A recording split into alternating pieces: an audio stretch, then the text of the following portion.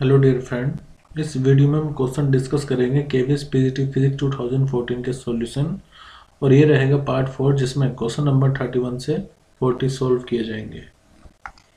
Question number 31 है the relation between half life and D के constant. देखो इन दोनों में रिलेशन होता है टी हाफ इक्वल टू होता है 0.693 अपॉन में लैम्डा, या फिर 0.693 एक्चुअली वैल्यू होती है log e बेस 2 की और अपॉन लैम्डा, या फिर आप इसको ऐसे भी लिख सकते हो lambda into T half equal to log base E 2। इस हिसाब से हमारा सही आंसर होगा option 3। Question number 32, a force between two proton is same as force between two proton and neutron, the nature of the force is. देखो यहाँ बात हो रही है स्ट्रॉन्ग न्यूक्लियर फोर्स की। हमारा सही आंसर होगा स्ट्रॉन्ग न्यूक्लियर फोर्स। ये जो स्ट्रॉन्ग न्यूक्लियर फोर्स है, ये न्यूक्लियस के अंदर जो न्यूक्लियन होते हैं ना, proton neutron neutron proton proton neutron, इनके बीच में लगती है। तो चाहे प्रोटॉन न्यूट्रॉन हो या न्यूट्रॉन न्यूट्रॉन हो या प्रोटॉन प्रोटॉन हो, इनके बीच में लगने वाली जो फोर्स होगी स्ट्रॉन्ग न्यूक्लियर फोर्स, वो सेम होगी। तो स्ट्रॉन्ग न्यूक्लियर फोर्स एक तो नॉन सेंट्रल फोर्स है और सबसे स्ट्रॉन्गेस्ट फोर्स होती है, शॉर्ट रेंज फोर्स होती है। इसके बारे में मैंने काफ़ी वीडियो में डिस्कस किया हुआ है स्ट्रॉन्ग न्यूक्लियर फोर्स के बारे में। और ये अगर दो न्यूक्लियन 0.5 फर्मी से बहुत ज़्यादा पास आ जाए तो ये रिपल्सिव हो जाती है, वैसे अट्रैक्टिव रहती है। और अगर सेपरेशन फर्मी से ज़्यादा हो जाए तब ये बिल्कुल नेग्लिजिबल हो जाती है, यानी कि न्यूक्लियन के बीच में जो फोर्स लगेगी स्ट्रॉन्ग न्यूक्लियर फोर्स, वो तभी लगेगी जब न्यूक्लियन पास पास में हो। अगर एक न्यूक्लियन न्यूक्लियस के अंदर और दूसरा बाहर है तो ये फोर्स एक्ट नहीं कर पाएगी। नॉन सेंट्रल फोर्स है और नॉन कंजर्वेटिव फोर्स भी स्ट्रॉन्ग न्यूक्लियर फोर्स।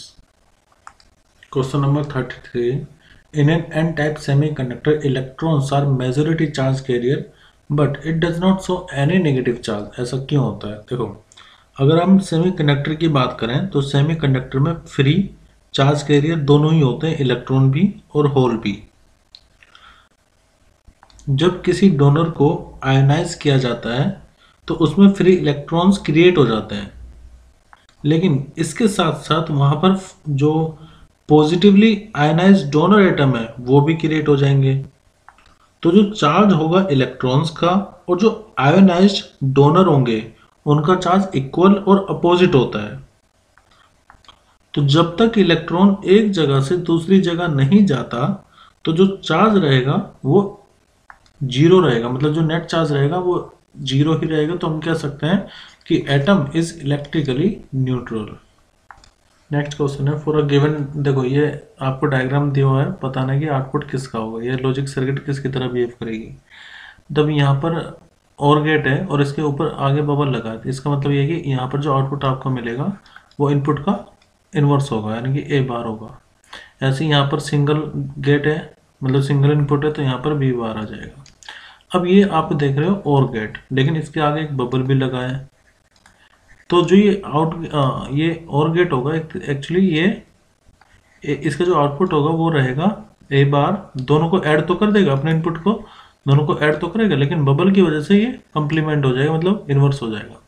तो आप इसको लिख सकते हो ए बार पे double bar dot B bar का डबल बार, जो कि ए डॉट बी के इक्वल होगा। इसका मतलब ये हुआ कि ये गेट एंड गेट की तरह बिहेव करेगा। क्वेश्चन नंबर 35 है if alpha current gain of A transistor is 0.98 तो बीटा की कितनी वैल्यू होगी। देखो इन दोनों में एक रिलेशन होता है 1/α इक्वल टू 1 में बीटा प्लस में 1/1। तो हमें तो बीटा निकालना, तो आप इसको ऐसे लिख सकते हैं 1/बीटा बराबर हो जाएगा 1 माइनस के 1/α, या फिर 1/बीटा इक्वल हो जाएगा अल्फा माइनस 1/α। तो बीटा की वैल्यू कितनी हो जाएगी अल्फा अपॉन में अल्फा माइनस 1, या फिर आप ये डायरेक्टली भी याद रख सकते हो कि बीटा की वैल्यू होगी अल्फा अपॉन में अल्फा माइनस 1। अब एक्चुअली मैं इसको इसलिए याद रखता हूँ क्योंकि यहाँ से अगर बीटा का फॉर्मूला बनाना हो तो बीटा का बन जाता है, अल्फा के लिए बनाना हो तो अल्फा का बन जाता है। अभी अल्फा की वैल्यू कितनी है 0.98। नीचे एक्चुअली यहाँ पर क्या होगा, एक माइनस साइन और आएगा क्योंकि यहाँ पर हम 1 माइनस अल्फा इधर ला रहे हैं, तो ये हो जाएगा इस तरफ 1 माइनस बीटा।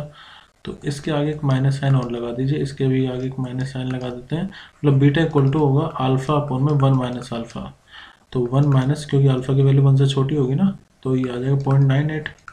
अब इनको डिवाइड करते हैं, 0.98 को डिवाइड कर दीजिए 1 माइनस 0.98 से।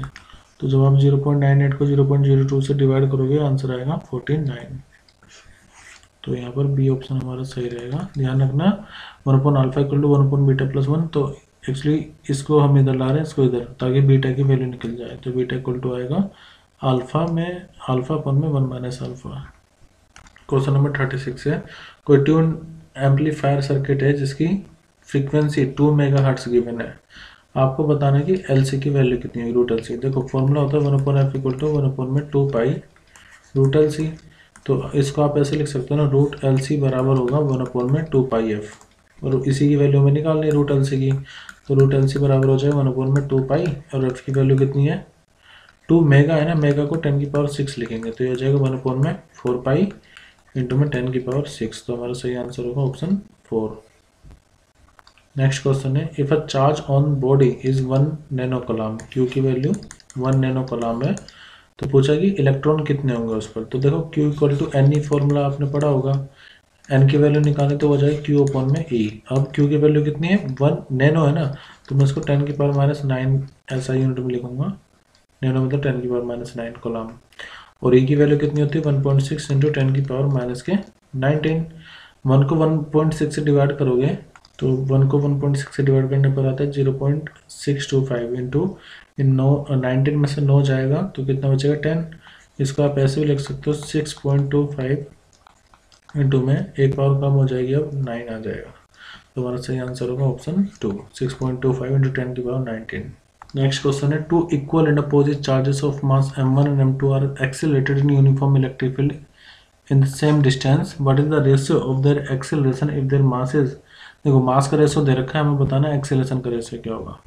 पहले मैं आपको बता दूं, अगर कोई चार्ज पार्टिकल इलेक्ट्रिक फील्ड में है तो उस पर फोर्स लगती है QE, और क्योंकि फोर्स का फॉर्मूला मास इंटू एक्सेलरेशन होता है, तो एक्सेलरेशन इक्वल टू कितना हो जाएगा QE अपॉन में m। अब देखो जो एक्सेलरेशन है वो किस पर डिपेंड कर रहा है, इनवर्सली मास पर। ऐसा क्यों बोल रहा हूँ मैं, क्योंकि चार्ज तो दोनों का इक्वल है। मैग्नीट्यूड की बात की जाए तो चार्ज तो दोनों का इक्वल है, क्योंकि माइनस साइन नहीं आ रहा तो हम माइनस को भी इग्नोर कर रहे हैं। चार्ज इक्वल है, इलेक्ट्रिक फील्ड सेम है, तो इसका मतलब एक्सेलरेशन इनवर्सली मास पर डिपेंड कर रहा है। तो A1 अपॉन A2 जब आप निकालोगे तो वो M2 अपॉन M1 के इक्वल आएगा। अभी M1 अपॉन M2 0.5 है, तो M2 अपॉन M1 कितना हो जाएगा, तो ये आ जाएगा 0.5। इसको आप लिख सकते हैं पॉइंट हटा करके 10/5 या फिर 2। तो हमारा सही आंसर होगा A1 अपॉन A2 2 के इक्वल आएगा। Question number 39, what is the nature of Gaussian surface involve in Gauss law of electrostatic. देखो अगर मैं गॉस लॉ की बात करूँ तो ये E डॉट ds यानी कि जो फ्लक्स होता है इलेक्ट्रिक फ्लक्स वो इक्वल होता है Q अपॉन में एप्सिलॉन नॉट। लेकिन यहाँ पर जो हम चार्ज लेते हैं वो इंक्लोज लेते हैं। ये इंक्लोज किसके लिए लेते हैं, तो हम यहाँ पर मान लीजिए चार्ज Q है, तो इसके अबाउट एक इमेजनरी एरिया कंसिडर करते हैं जिसको हम बोलते हैं गॉसन सरफेस। अब इसमें जो हम फाइंड कर रहे हैं वो क्या फाइंड कर रहे हैं, इलेक्ट्रिक फील्ड, और मतलब इसके एप्लीकेशन से हम इलेक्ट्रिक फील्ड भी फाइंड कर सकते हैं अगर हमें चार्ज पता हो तो। So we can say that Gaussian surface vector is a closed surface in 3D space through which flux of a vector field is calculated. तो यहाँ पर जो आंसर होगा ये रहेगा वेक्टर। नेक्स्ट क्वेश्चन है, what is the electric potential at a distance of 9 centimetre from 3 nano coulomb charge. देखो मान लो कोई पॉइंट चार्ज है Q, उससे R सेपरेशन पर अगर आप पोटेंशियल निकालोगे तो उसका फॉर्मूला होता है 1/4 pi epsilon not Q upon में R। तो पोटेंशियल 1/4 पाई एप्सिलॉन नॉट की वैल्यू होती है 9 इंटू 10⁹। चार्ज कितना है 3 नैनो कूलम में, तो मैं उसको 10⁻⁹ में लिखूंगा, अपॉन में R कितना है 9, तो उसको 10⁻² में, क्योंकि ये सेंटीमीटर से मीटर में चेंज कर दिया हमने। अब देखो 9 से तो 9 कैंसिल हो जाएगा, तो V इक्वल टू कितना आएगा 3, और इस ये पावर यहाँ से इसको कैंसिल करो 10⁻² ऊपर जाकर के 300 हो जाएगा। तो आंसर आएगा हमारा 300 वोल्ट। मैं आशा करता हूँ कि जितने भी क्वेश्चन हमने इस पार्ट में डिस्कस किए हैं वो सब आपको क्लियर हुए होंगे। अगर फिर भी कोई डाउट है तो आप मुझे कमेंट करके अपना डाउट पूछ सकते हैं, और अगर आपको सब कुछ समझ में आ गया है, सब कुछ क्लियर है और कुछ नया सीखा है तो लाइक करके मुझे ज़रूर बताएं। Thank you everyone. Bye and take care.